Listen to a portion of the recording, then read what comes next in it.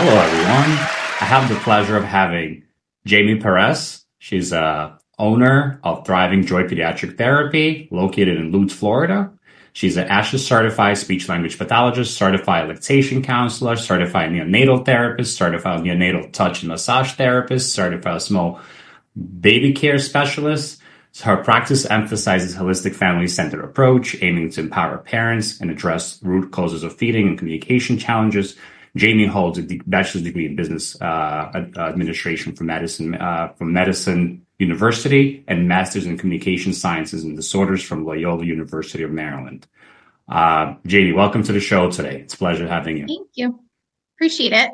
Okay, great. So tell us, first of all, how did you decide to become a speech language pathologist? What was the journey like? So I was actually a wedding planner. So I got my bachelor's in business. I was a wedding planner for 5 years, and I always knew I wanted to work with kids. And I met a speech therapist, and it was kind of like everything that I thought I wanted to do fit together. So I went back to school full time to be a speech therapist, thinking I was going to work in the school system, which I never did. And I found feeding, and then that's all I've done since then. Okay, great. And then interesting. That's a cool transition from a wedding planner to a speech therapist. Yeah. So did you work for a certain number of years before starting your clinic, or what did you do? How did you start your clinic? Yeah. So I have been a speech therapist for 12 years, and I started my clinic 2 years ago. So prior to starting my clinic, I worked in a variety of different hospitals in different states, inpatient, outpatient, acute care, neonatal intensive care units, and just started to leave the hospital 2 years ago and worked part-time until now. I'm full-time in my practice at this point. Nice, nice. And when did you transition to full time? Was it this year or last year? It was last year, so last July. So about like a year and a half into owning a practice, I transitioned to full time. Okay, that's really cool. And then, what inspired you to start a private practice? So I was the person that always said, absolutely not. I am never going to own my own business. I had no interest. And then just the demands of like trying to be a mom and work full time, and in corporate, they are, very set on you working 40 hours a week, and that's what they expect of you. And it just wasn't realistic for me anymore. And then I also started to find that my viewpoints on how to manage these kiddos and their feeding challenges didn't really match with the hospital all the time. Some of the less traditional practitioners that I was starting to become friends with were not really accepted in the hospital system. And even just speech therapy in general, like feeding therapy, we were not utilized as much as I felt like we could have been. I didn't really feel like we were a respected member of like the team. So I decided I was going to just go be my own boss. Wow, I mean, I think that resonates with a lot of clinicians. And just to confirm, you worked in inpatient setting, correct? Yeah. The most recently I was an inpatient. Okay, okay, yes. I mean, I've heard these before. I actually have a friend of mine. His wife is a speech therapist, and Yeah. she had um, uh, very similar feedback working in the Yeah. hospital. And she's still Yeah. there. I think she transition to part time. So, JB, tell me your first 6 months in business. What are some challenges that you had? How did you get your first couple of patients through the door? How difficult was it? Um, so I think some business owners make it sound like it's all like rainbows and butterflies. It was word of mouth. Like I got my first client through like an acquaintance, like a friend of an acquaintance is how I got my very first client. Um, I think the scheduling was the biggest thing when I first started, and making sure that I'm very much a rule follower, and I wanted to make sure that like legally I had everything like situated and panned out. And even when you think you're ready to go, you get that first client and you're like, oh no, I didn't think about this, or this didn't work out. So like my electronic forms didn't work with my first client. And I was trying to figure out, well, how am I going to fax, or how am I going to email? Or, I was playing with all these different like systems and programs to try and figure out like what actually worked when I actually had a live patient to use it with. And then the scheduling, I was all mobile when I first started, and I have an office now, but being all mobile comes with a lot of challenges. Just trying to make sure that you're not driving from one end of town to the other end and back and forth, and that you're making your schedule make sense for you. And then also understanding like how much it costs to run a business, and, setting your prices accordingly. I think a lot of therapists start and think like, oh, there's no expenses. Like, I just have to go do therapy. I just need some toys. And that's not the case. So yeah, it's a learning curve, but I think we're starting to figure it out. Great. Yes, definitely. The mobile kind of model has become very popular. And I think the main reason for that is because people think it's cheaper. And honestly, it is cheaper in the beginning, but it gets expensive once you calculate the commute, right? Yep. And then if you hire staff, that it's actually more expensive paying them per visit versus per hour in the clinic. And again, at some point, it's not as profitable as brick and mortar based on my understanding and experience with this type of model. So currently, do you still do house visits and then brick and mortar model, or you can fully transition to brick and mortar? Nope, I do both. So I have really great relationships with some of the daycares in the area.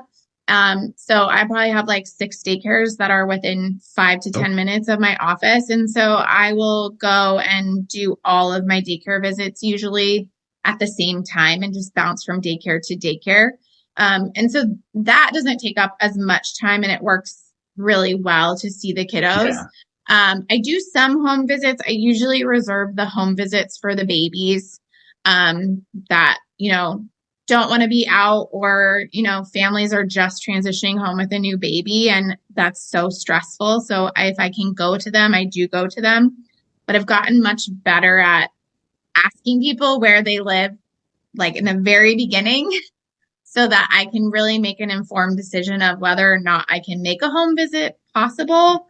And also getting better at like holding my boundaries and saying, no, like I can't make that work, and being more comfortable with referring them to essentially my competition if it makes more sense for them and for me. Yeah, makes sense. Yeah. And I guess you limit yourself to a certain radius, right? That you could service your patients. And if they live a little too far, you offer them to come to the clinic, I'm assuming, right? Yep. Yeah. Okay. Very good. So take me back to the time when you decided to open a clinic. Have you thought about the insurance model versus cash based model? And how did you go about this? What route did you take? So I think in my head, I always thought that I would eventually take insurance. I have tried very hard, and unfortunately, the reimbursement rates for speech therapy are honestly like offensive, and they're not sustainable. And in my area, there are some providers that have had closed networks for years, and they will not accept more therapists into their network. And they say their networks are sufficient, but I get phone calls like daily from some clients that are saying they cannot find a therapist in the area that takes their insurance, that doesn't have like a year-long wait list. So I would love to take insurance to support more families, but taking insurance also comes at a very high cost to small businesses. So, understanding how to bill like that takes some legwork, and and I think unfortunately a lot of business owners don't take the time to educate themselves. And so it's this back and forth of like not billing correctly, not requiring adequate compensation, and insurance companies kind of taking advantage of us. And it's just this like bad cycle that unfortunately isn't seeming to fix itself. Yes, I agree. So we have clients that accept insurances. Some clients don't accept insurances. And for clients that are starting out, and a lot of them, they look for guidance. We have billing companies we recommend generally. But the biggest challenge when starting in practice, most billing companies, they have a minimum setup, right? Yep. So unless you're seeing, I don't know, 50, at least 50 clients a month, which is not even enough probably, it's not worth it to have a billing company. So Mm-hmm. you're right. A lot of clinicians decide not to accept insurances because it's challenging learning the billing aspect of it, right? And if you have the right tools in place, such as the right EMR and the clearinghouse, it's not that complex, but it still takes some time to learn and make sure billing goes out correctly and the follow-up is done. And a lot of times it's the follow-up process, right? The collections process that's time consuming. So Jamie, you don't take any insurances right now, right? It's all cash based, right? Yep. Yep. Do you At this offer point, super bills? Sorry, yep. did you, uh-huh. Yep. I do. Yeah, I do. I mean, I had one insurance company quote me $34 per session. And I Oh was my, like, I can't pay rent with that. Like, yeah. Yeah. We, there's no so it's way. interesting you mentioning this. So we're in New York, and one of the largest insurance companies, it's called JHI. It's what every single New York City employee, such as police officer, firefighter, a school teacher has. I can't confirm speech therapy reimbursement, but for physical therapy, it's $36. Occupational therapy is not recognized, so they don't. That's the only insurance that doesn't pay for occupational therapy. And then speech therapy, actually, I got to look into this. I'm curious. I'm sure it's not more than 36, probably less than that. And you're right. It should be a crime accepting that insurance. You know, Yeah. And I actually just had a client reach out to me and she sent me what her insurance company told her. And they've lumped in OT, PT, speech, and cardiac therapy interesting. into the same like limit visit. And I thought to myself, oh my goodness, if I had a cardiac condition, I couldn't get OTPT or speech because I would need all my visits for cardiac therapy. And I just thought to myself, like, this is crazy that everything's being lumped together now. Got it. Yeah, I mean, you're right. And we see this all the time. We see all the time, Yeah. especially pediatric practices where there's PT, speech, and the child needs all three services, and there's a limit, maybe 30 visits a year, and it's not enough. It's a constant struggle of parents advocating, right? Calling insurance companies and clinics, have to have a person fighting for these kids. Definitely something we do see in the industry. And, Yeah.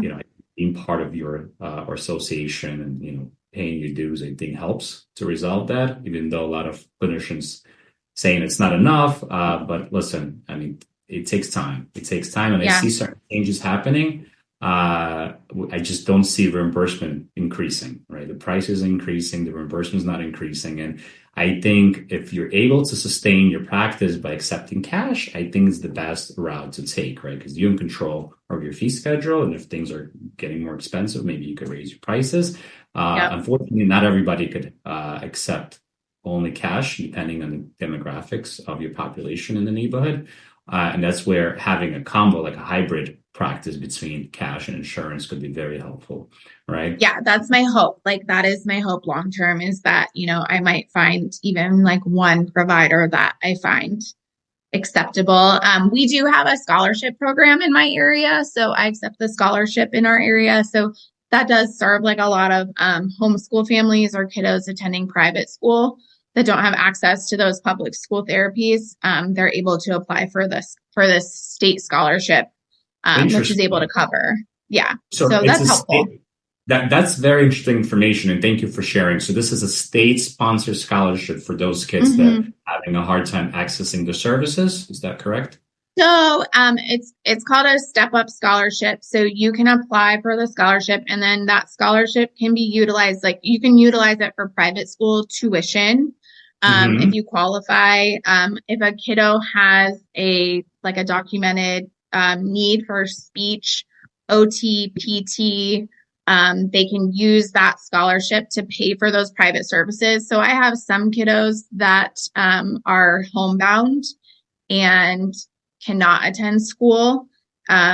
due to like medical injury. And so they qualify for those, for that scholarship, and they use that scholarship to pay for all of their specialist appointments. Some kiddos can use it for tutoring or vision therapy, whatever it is. And typically most kids qualify for somewhere between like $7,000 and $10,000 a year. So they're able to cover a lot of their expenses. That's amazing. That's amazing. Yeah. That's great that these type of resources exist. And is being homebound one of the requirements? No, they just cannot be attending a public school.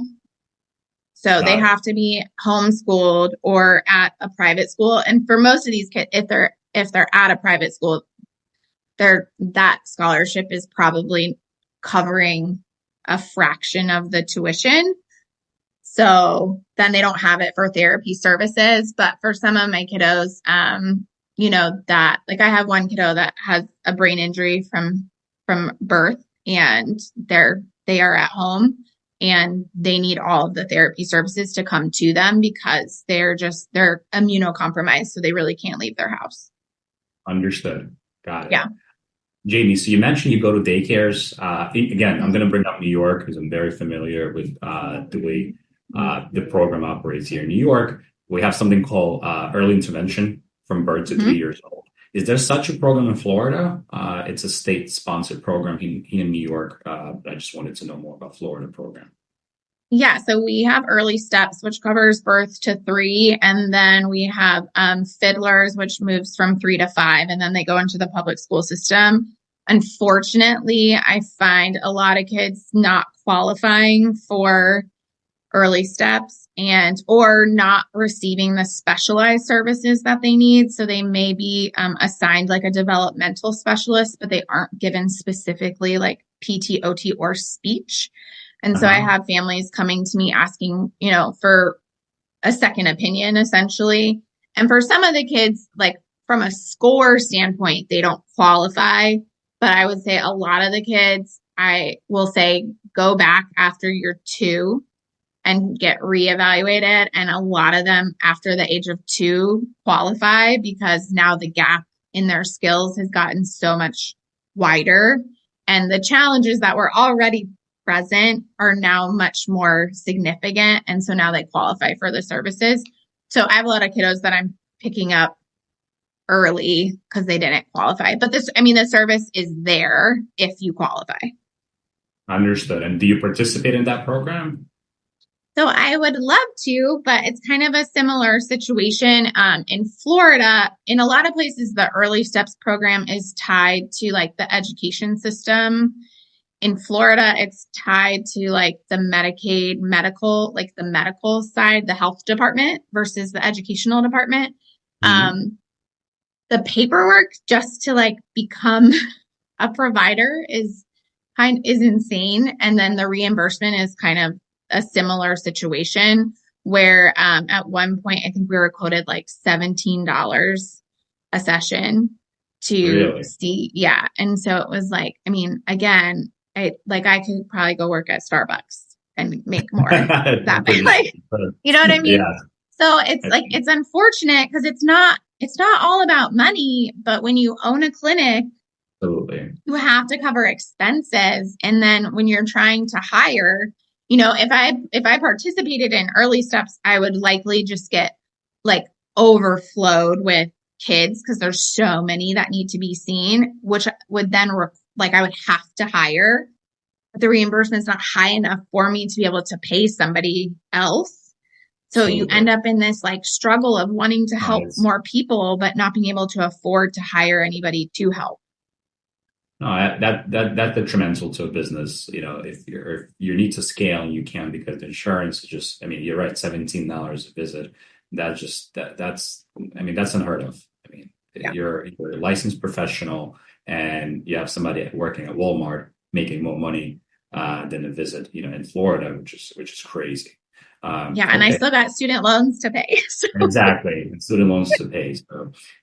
Jamie, but that is impressive that you're able to scale your practice to a full-time with no insurance, because that's commendable. Not everybody's able to do that, right? A lot of people, they think it's easy, like, okay, I'll do it within 6 months, I'll be full time. And honestly, and I've seen it on our clients, they get to a point maybe they're busy twice a week, and that's it. They just can't get any more patients because most patients can't afford it. So being full time and just only accepting cash, that's pretty impressive.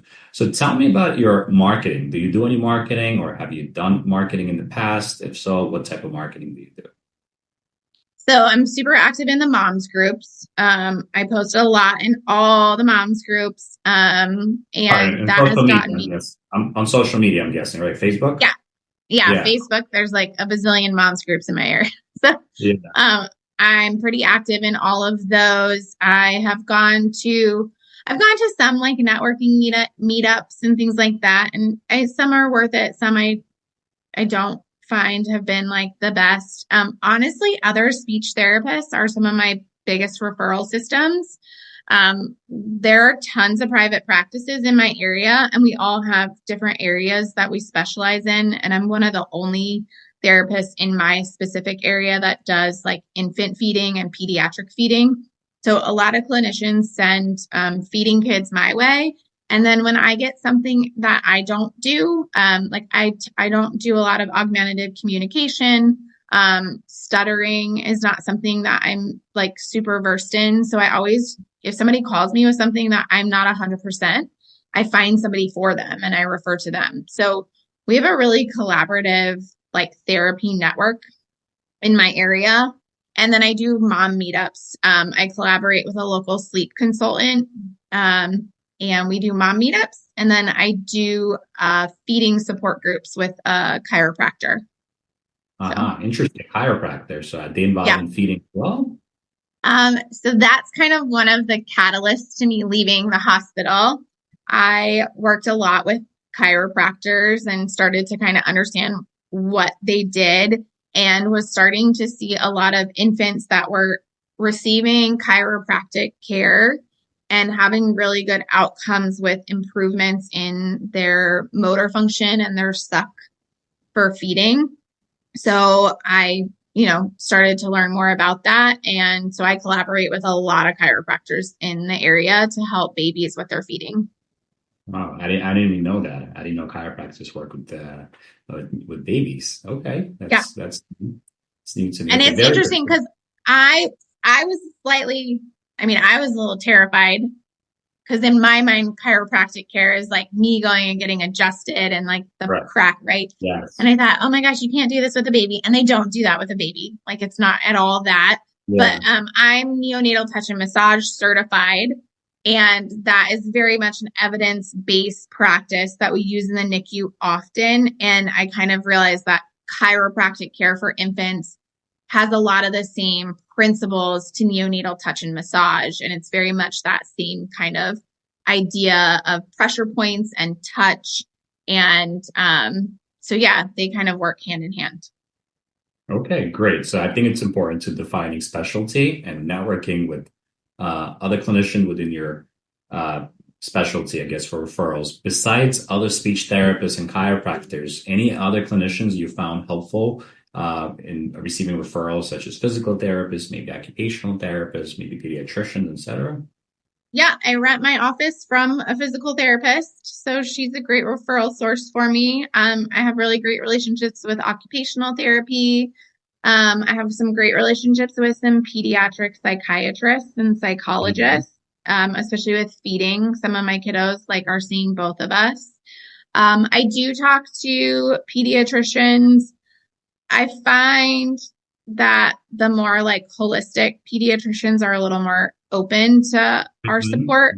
But I have a lot of great relationships from the hospital. So gastroenterologists, pulmonologists, dentists. I work a lot with dentists. So I've kept my relationships from the hospital. Very good. And I want to talk a little bit more about referrals from other clinicians. How do you do it? Do you go to their offices, or it's your previous relationships from your prior, places of work, or it's a combination of both?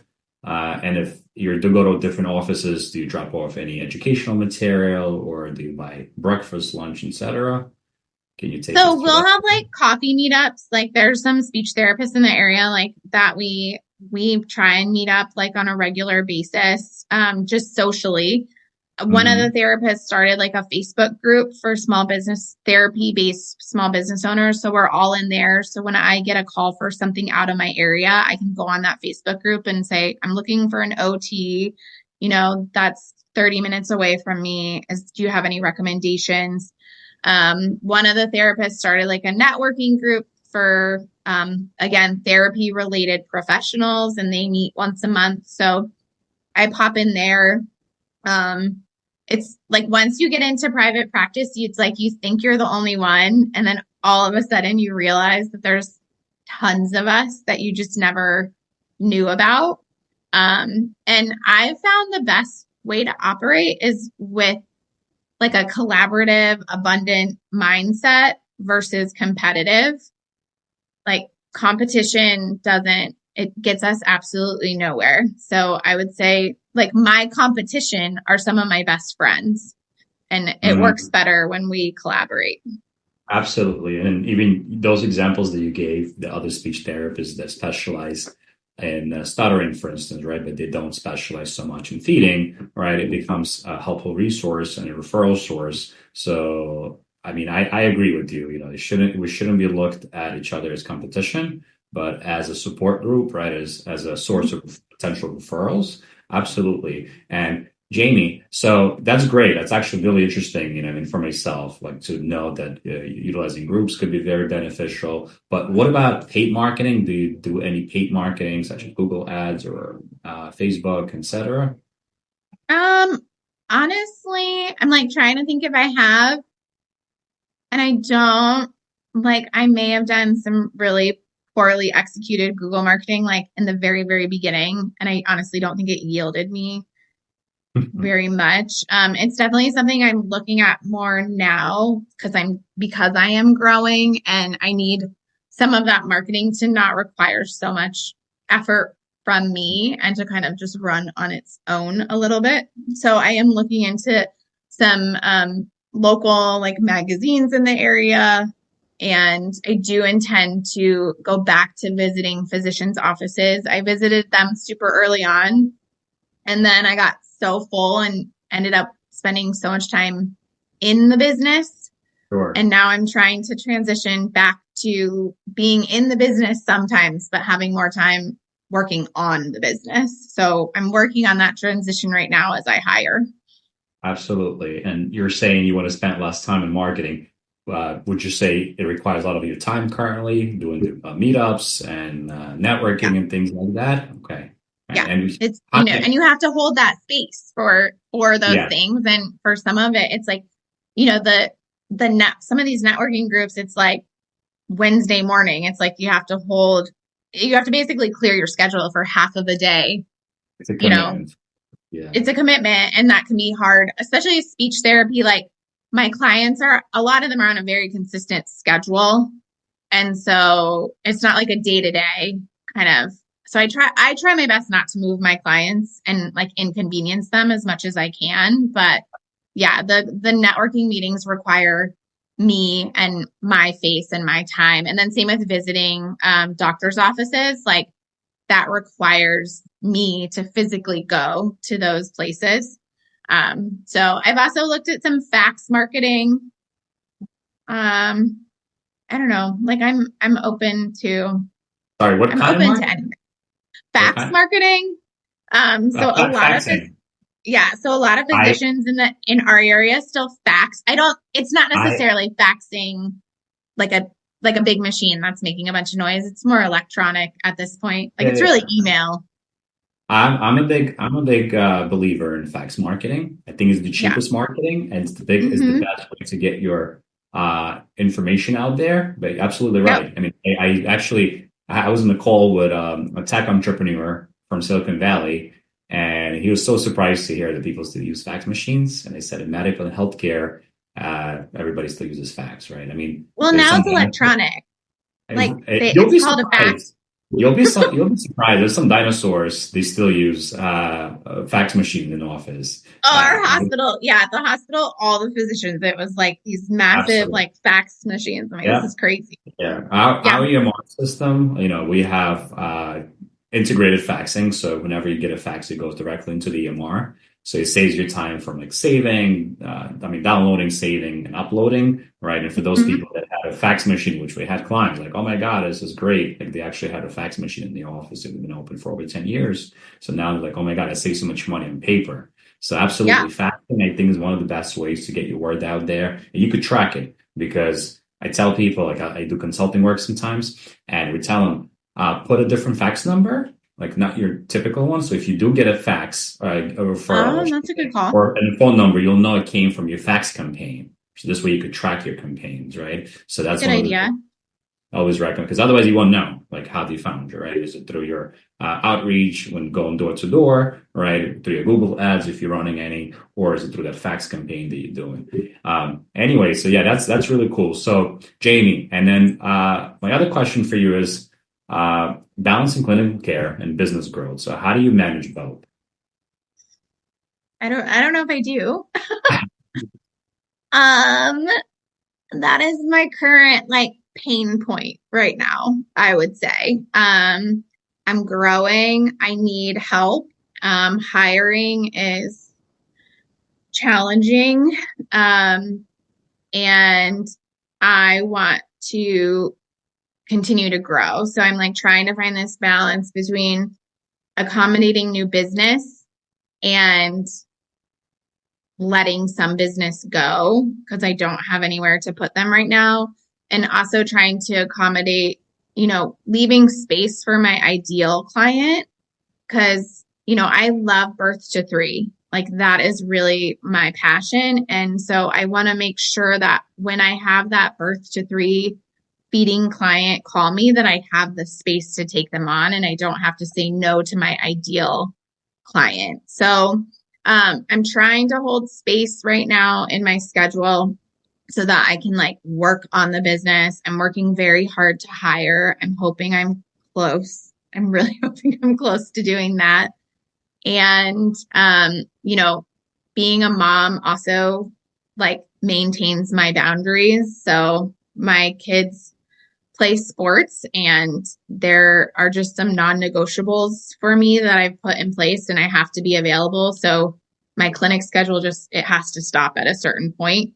And like that's just all I'm doing right now. I'm just doing the best that I can. And if I can't accommodate somebody, then, you know, I try and refer them elsewhere.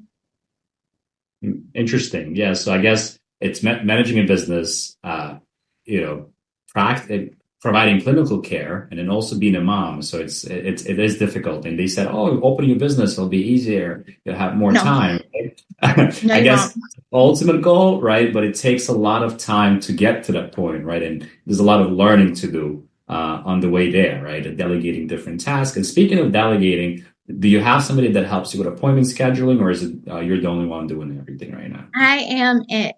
I'm it. So I think I've gone back and forth. Like, do I hire like a virtual assistant first? Do I hire a clinician first? I've kind of gone back and forth on that and, kind of came to the conclusion that I have people calling. I need more therapy support. And if I can get a therapist to support me and ease off on my schedule, then I can go back to taking over Got it. some of the administrative responsibilities until I feel myself again and like need that administrative person to handle both of our schedules. So I think for right now it's manageable. It's still a lot. I mean, I was at the hockey rink last night writing an evaluation that needed to get done, but it's manageable for now. And like I said, I think I'm super close to hiring my first clinician, so hopefully that can ease things for me.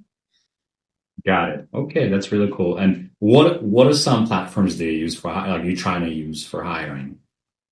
Yeah, so right now, honestly, I posted it on my Instagram because I have a lot of speech therapists that follow me. Reaching out to my therapy network of speech therapists, and then I posted it in Indeed. just like the unpaid Uh-huh. version. And I've Uh-huh. managed to get some really like great candidates. So I don't know, they're finding me. I am finding that I think they're finding me because a lot of speech therapists really want to get into feeding, and it's not something that's easy to get into. So most of the people that have found me are finding me because they are looking for a feeding therapist and they are interested in breaking into feeding. Uh-huh. So So that's the value they're looking for, getting that yeah, experience in feeding. yes, Got it. And I'm assuming you're hiring for a part-time position right now, a couple of days a week, right? it is part-time, but my intention is that once I know who that person is that we're hiring for, that's when I'm gonna go like full steam ahead with marketing because I want a full-time person. And Absolutely. but I'm also really big on I I went out on my own so that I could have some autonomy over my schedule and my client base and who I was seeing. And I want the person that I hire to feel the same way. I don't want them to be burned out or being told that they have to see a certain population that they don't love just because. So I want to make sure that I market to fill a caseload that whoever I hire is going to like really love and want to stick with. So that's kind of my Yeah. strategy. Yeah. I mean, I hear it's a very common pain point when it comes to hiring, especially your first hire. The part-time position, a lot of people looking for full-time with benefits, Yes. right? And that chicken and egg problem, like, you kind of don't have enough caseload, right, to fulfill Yep. that full schedule. And then that Yep. person's not interested in a part-time, right?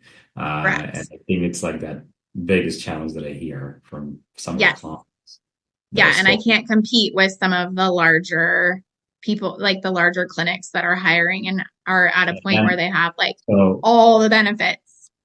yeah, when speaking to some of these clients that have very similar challenges, so what they found helpful is actually increasing budgets on marketing. So where they Mm-hmm. get consistent number of referrals that they constantly have to turn down because they can't staff those referrals, right? Then they know, okay, I'm getting, double the referrals now. I think I could actually offer a full-time position because I already have, consistency on that, line of business, right? So, and based on my predictions, within the next month and a half, that person will have a full caseload. So I take a little hit for the first month and a half. But again, it's always challenging finding the right marketing strategy, right, to get those referral sources. And most people, I think they try, kind of trying everything, from Google to Facebook to door marketing, etc. Okay.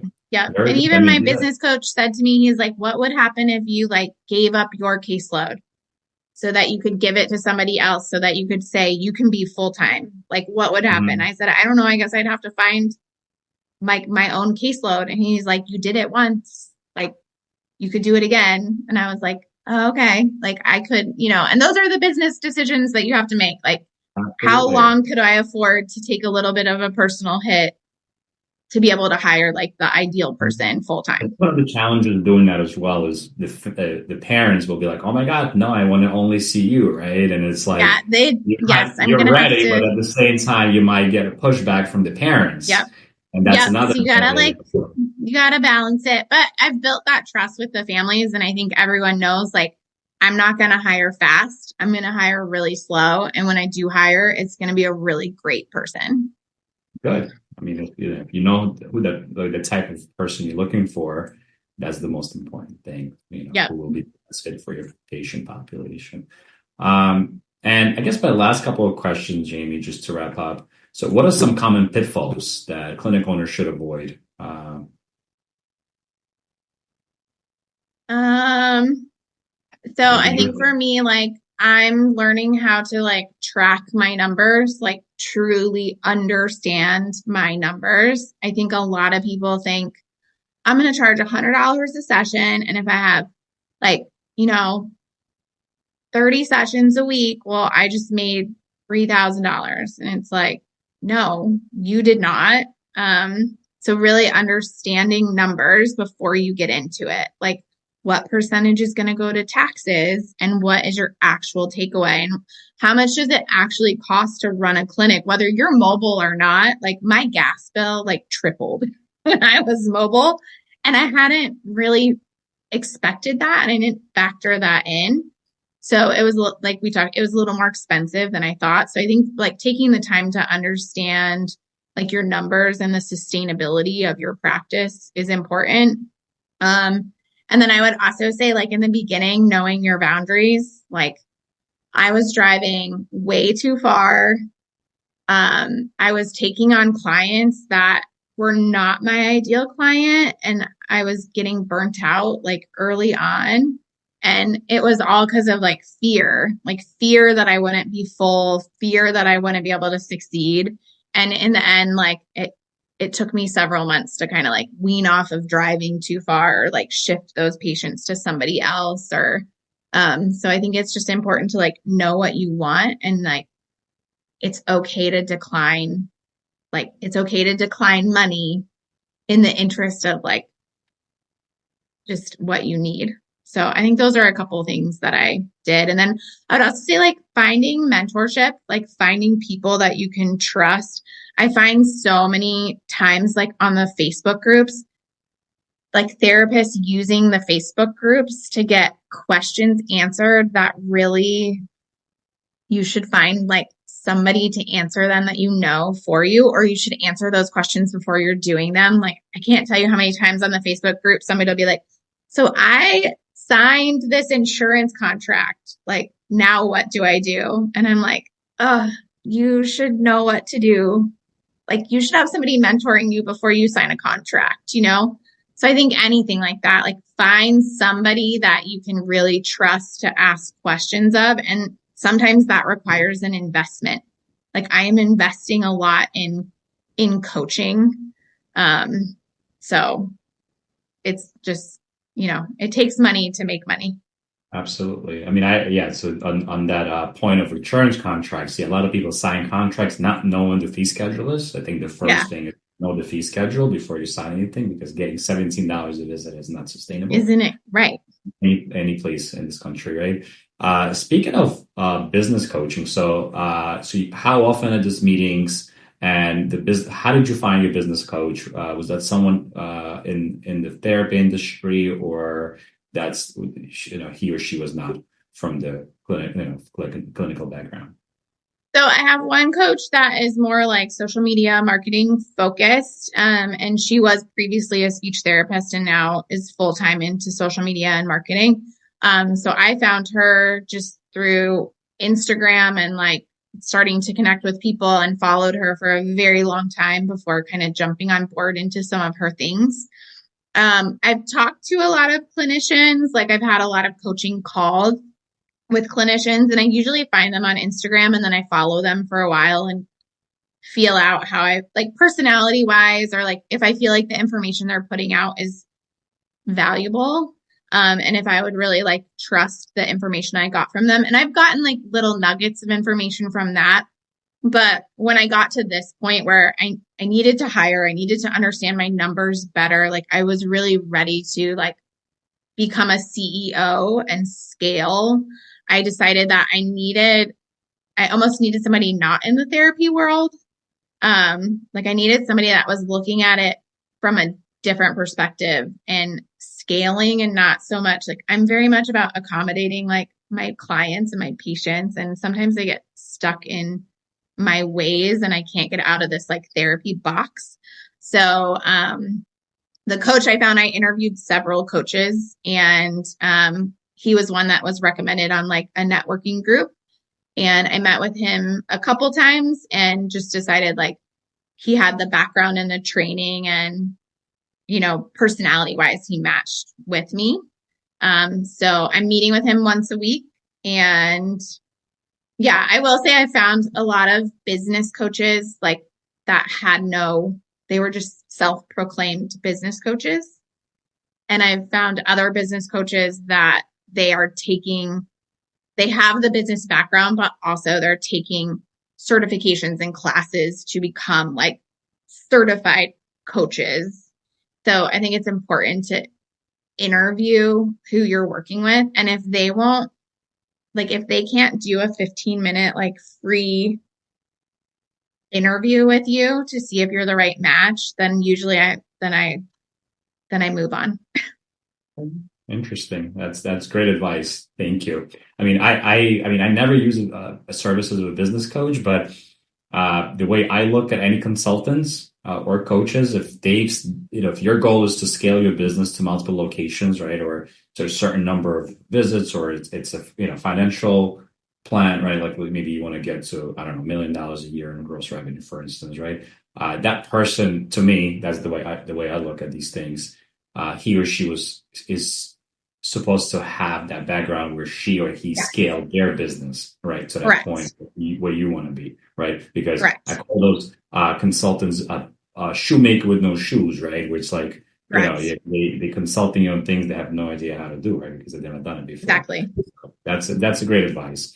And Jamie, so I'm big on reports. Do you run any reports for your clinics? You mentioned numbers. Are there any monthly reports that you generate through your system? Or maybe I do look at, like, my profit and loss. I look at my cash flow. I go through all my expenses and I allocate them so I know, like, what percentage is going towards what.